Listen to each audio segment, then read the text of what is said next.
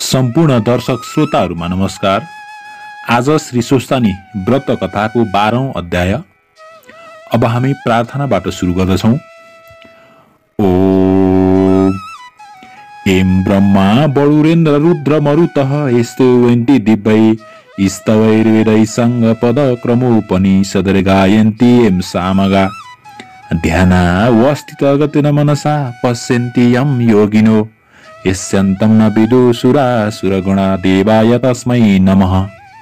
श्रीमच्चन्दन चर्चित जलपु शुक्लाम्बरा मल्लिका मालालङ्कृत कुण्डला प्रविलसनमुक्तावली शोभिता सर्वज्ञान निदान पुस्तकधरा रुद्राक्षमाला धरा वाग्देवी वदनम्बुजे पशतु मे त्रैलोक्ये माता अचिरम् मुखमुखरोति वाचलं पङ्गुं लङ्घयते गिरिम् यत्कृपातमहं वन्दे परमानन्द माधवम्।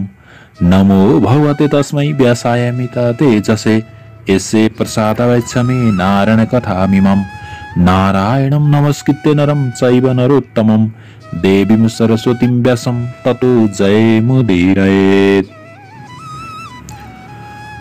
अथ द्वादशोऽध्याय स्वस्तानी व्रत उपाख्यान।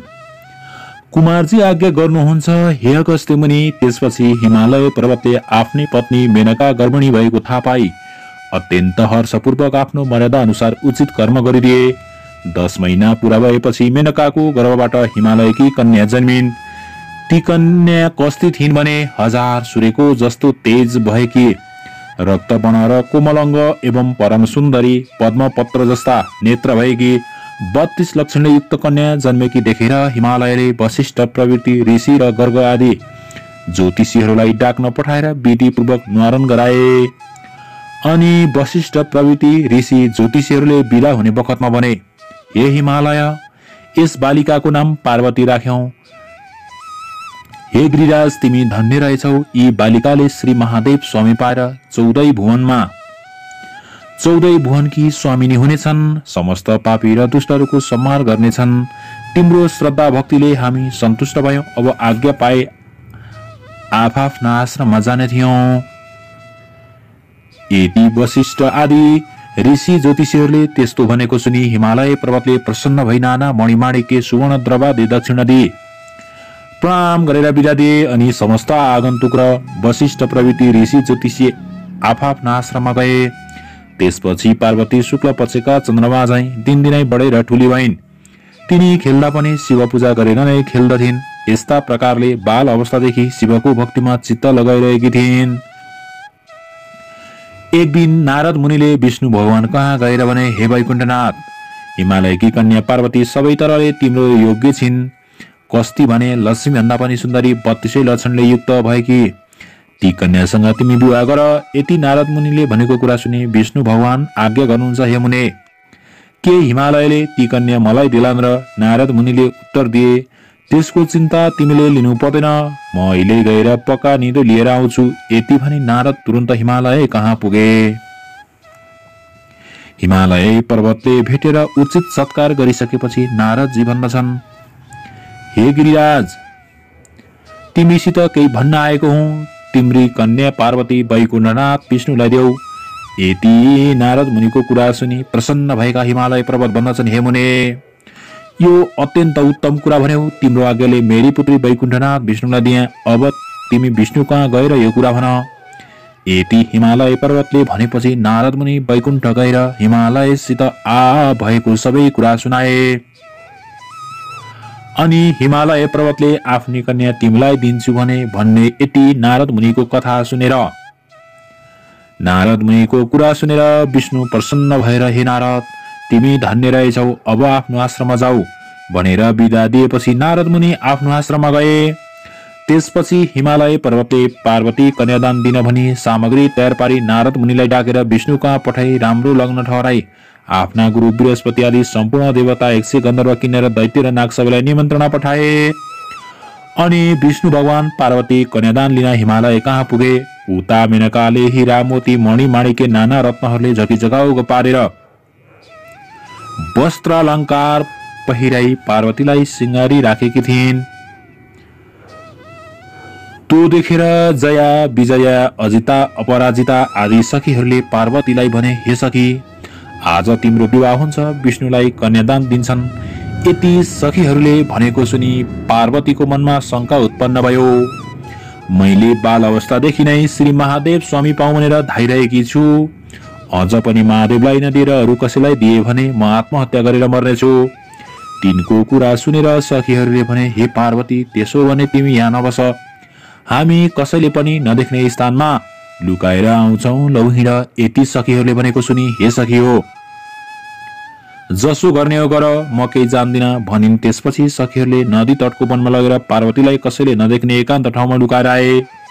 त्यसपछि हिमालय पर्वतले आफ्ना गुरु बृहस्पतिलाई यज्ञमा बसाली सारा विधि गरिसकेर कन्यादान दिन पार्वतीलाई लिन पठाए। तर घरमा देखेनन् र यताउता सबै खोज्न लगाए, कहीँ पनि पाउन सकेनन् र हिमालय पर्वतले अत्यन्त व्याकुल भए। गुरु बृहस्पति कहाँ गएर पार्वती कहीँ पनि छैनन्, अब के कसो गरौँ भने।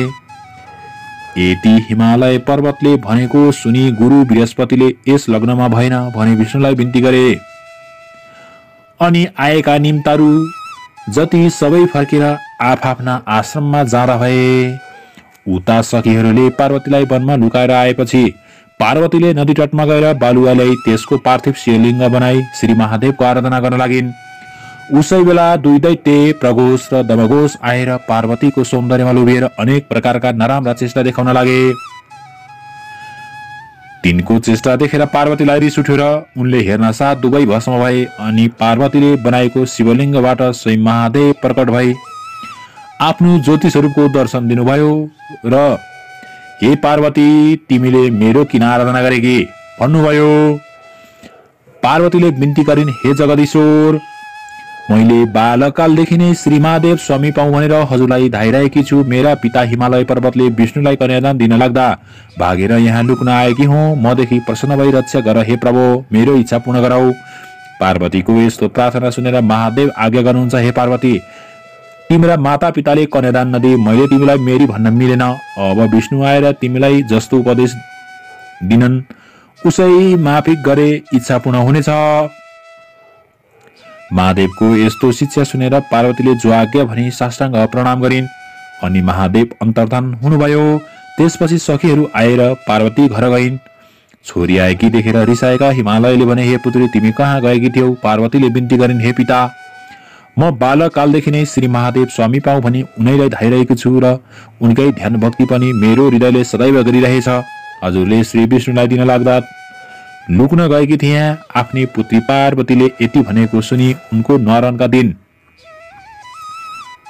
वशिष्ठ प्रवृत्ति ऋषि र ज्योतिषीहरूले पार्वतीको विषयमा भविष्यवाणी गरेको सम्झी चुप लागे। त्यसपछि पार्वतीले विष्णु कहिले आउलान् र श्री महादेव स्वामी पाउली भनी अनेक तीर्थव्रत, दान, धर्म, जप, तप, नियम पालन गर्न लागिन्। फेरि निकै दिन बालुवाको शिवलिङ्ग बनाई पार्थिव पूजा पनि गरिन्। तिनको अडिक श्रद्धा एवं भक्तिभाव देखेर विष्णु भगवान गरुडमा चढी शङ्ख, चक्र, गदा, पद्म धारण गरी पार्वतीको सामान्य आएर आज्ञा गर्नुभयो, हे पार्वती, तिमीले अनेक तीर्थव्रत, दान, धर्म, पूजा पाठ, यज्ञ आदि गरेको देख्दा म असाध्यै प्रसन्न भएँ। तिम्रो मनमा जे इच्छा छ सो वरदान माग, म दिन तयार छु। विष्णु भगवानले त्यस्तो आज्ञा भएको सुनि पार्वती बिन्ती गर्दछिन्, हे ईश्वर, हे परब्रह्म परमात्मा, मलाई केही वरदान पाउनको इच्छा छैन, केवल महादेव स्वामी प्राप्त हुने वरदान बक्सियोस्। पार्वतीको यस्तो प्रार्थना सुनि विष्णु भगवान आज्ञा गर्नुहुन्छ, हे पार्वती, तिमीले परिश्रम साथ गरेका यी तीर्थव्रत, दान, धर्म, व्रत, उपवास भन्दा पनि एउटा अति उत्तम र गोप्य कुरा भन्दछु। तिमी एकचित्त भएर ध्यानपूर्वक सुन। श्री सुस्तानी परमेश्वरीको व्रत गर। त्यस व्रतको प्रभावले जगदीश्वर श्री महादेव स्वामी पाउनेछौ, यसमा शङ्का छैन। श्री विष्णुले यति आज्ञा भएको सुनि पार्वतीले फेरि बिन्ती गरिन्, हे ईश्वर, त्यस व्रतको विधान के हो र त्यसमा के गर्नु पर्दछ, यो सबै विस्तारपूर्वक आज्ञा गर्नुहोस्। पार्वतीको यस्तो प्रार्थना सुनि विष्णु भगवान आज्ञा गर्नुहुन्छ, हे पार्वती, पौष शुक्ल पूर्णिमाको दिनदेखि व्रत आरम्भ गर्नुपर्छ। एक दिन पहिले नै हात खुट्टाका नङ काटी स्नान गरेर पवित्र भई एक भक्त रही एकचित्त गरी नित्य मध्याह्न कालमा श्री महादेवको पूजा गर्नु र एक महिना पछि अर्थात् माघ शुक्ल पूर्णिमाको दिन अष्टोत्तर 100 रोटी, अष्टोत्तर 100 अक्षता, अष्टोत्तर 100 बेली पुष्प, अष्टोत्तर 100 गुडका सुपारी, अष्टोत्तर सय पान र जात जातका फलफूल नैवेद्य आदि सबै वस्तु तयार पारी आरसी तामाको थालीमा ओमकार लेखी गंगा जलले स्नान गराउनु र श्रीखण्ड रक्त चन्दन लगाई पीताम्बर वस्त्र पहिराई धूप दीप नैवेद्य कस्तुरी भेटी दक्षिणा चढाई षोडशोपचार वा पञ्चोपचारले पूजन गरिसकी स्तोत्र पाठ जप ध्यान गरिसकी अर्घ दिनु। अनि हे पार्वती स्वस्थानी परमेश्वरी भनेकी कस्ती छन् भने अष्टदल पद्मा अष्टमातृका त्यसमाथि खड्ग त्रिशूल र वर नीलोत्पल हातमा धारण गरेकी 4 बाहु र 3 नेत्र भएकी अनेक प्रकारका अलङ्कार पहिरेकी अनेक आयुध लिएकी पीतवर्ण भन्दा पनि अत्यन्त शोभायमान भएकी यस्ती श्री स्वस्थानी परमेश्वरीको ध्यान गरेर हे जगदीश्वरी भनी मनमा नै उनीसित इच्छा भएको वरदान माग्नु। अनि प्रसाद झिकेर अष्टोत्तर सयमा 8 रोटी 8 अक्षता 8 बेली पुष्प 8 पान 8 कुडका सुपारी सगुन समेत आफ्नो पतिलाई दिनु, पति नभए छोरोलाई दिनु, छोरो नभए मिच्छोरोलाई दिनु र मिच्छोरो पनि नभए जुन कामना वा इच्छाले व्रत गरेको छ त्यो मेरो फलानु कामना पूर्ण होस् भनेर गंगामा बगाइदिनु।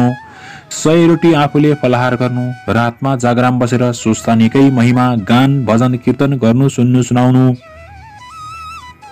यति गरेपछि अवश्य इच्छा पूर्ण हुनेछ, यसमा कुनै शंका छैन। हे पार्वती स्वस्थानी परमेश्वरीको प्रसाद लिने बेलामा श्री महादेव तिम्रो सामु आफै प्रकट हुनुहुनेछ। तिम्रो श्रद्धा भक्ति देखेर म प्रसन्न भए। यति भनिसकेर तिमीले महादेव स्वामी पाए अनि विष्णु भगवानले वरदान दिनुभयो। हे अगस्त्य मुनि, नारायण विष्णुले यति आज्ञा भएपछि पार्वतीले मनमा सन्तोष र आनन्द मान्दै श्रद्धा सहित विष्णुको पनि पूजा र प्रणाम गरिन्। तिनले पूजा गरिसकेपछि विष्णु भगवान विदा भएर गरुडमा चढी त्यहाँबाट अन्तर्धान भएर वैकुण्ठ धाममा जाँदा भए। इति श्री स्कन्द पुराणे केदारखण्डे माघमात्म्ये कुमार अगस्त्य संवादे श्री स्वस्थानी परमेश्वरे व्रत कथायां श्री विष्णु स्वस्थानी व्रतो पदे श्रवणं नाम द्वादशोऽध्याय। ओम उपनयतु मंगलम व सकल जगन्मंगलालय श्रीमान दिनकर किरण निबोधित नव नलिन दल निवेक्षण कृष्ण काले वर्षतु पर्जने पृथ्वी सस्यशालिनी देशोयम क्षोभरहितो ब्राह्मण सन्तु निर्भया अपुत्रा पुत्रिण सन्तु पुत्रिण सन्तु पौत्रिण निर्धना साधना सन्तु जीवन्तु शरदं शतम् तत्रैव गंगा यमुना च तत्र गोदावरी सिन्धु सरस्वती च तीर्थानि सर्वाणि वसन्ति तत्र यत्र चितुदार कथा प्रसंग या कुन्देन्दु तुषार हार धवला या शुभ्रावस्थावृता या वीणा बलदण्ड मण्डितकरा या श्वेता पद्मासना या ब्रह्माच्युत शंकर प्रवृत्तिर्देवै सदा वन्दिता सा मां पातु सरस्वती भगवती निःशेष जाडयपः कायेन वाचा मनसेन्द्रियर्ये बुद्ध्यात्मना वा प्रकृति स्वभावत् करोमि यत् सकलं परस्मै नारायणेति समर्पयेत्। श्री स्वस्थानी दिव्यार्पणमस्तु।